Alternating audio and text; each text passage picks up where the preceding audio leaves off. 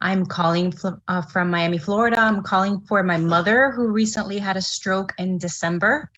Okay. And she had a stroke on the left side of her brain, so she can't move her right arm and her right leg. Her right arm is completely flaccid. So I'm trying to look for options, for anything to wake up her arm, and just inquiring about this device.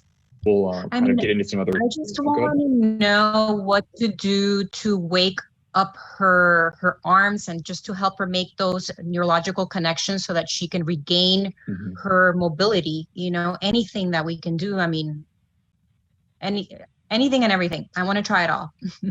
Sure. Yeah. And that's a totally fair perspective. I think that's pretty important. I think one of these interesting sort of situations that you might find yourself in is this, depending on her level of sensation, those Yeah. bits of the sensory pathways are intact. Often what can be done is those sensory pathways can be used to sort of prime the motor system for learning how to use your arm again. And that's really, really important, especially when you're in a situation where you don't kind of know where the trajectory is going, since you're so kind of, she's so early on. And so something like the hand mentor can kind of help potentially with sort of priming those systems. I think it's, of course, it would be maybe inappropriate for me to say that it's going to be really hard for us to know definitively that something will help. It's one of the best things to do is just kind of try it and see if the outcomes are occurring. And it also needs to be mentioned that it needs to be right for her, right?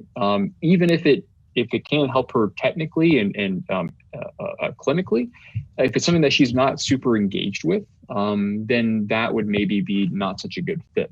And so that's something to consider as well. I know we've worked pretty hard to make the interface really, really accessible. But that of course needs to be considered as well. So if she's interested in playing some games, really, and doing rehab, then it might be a good fit for her. Does it have any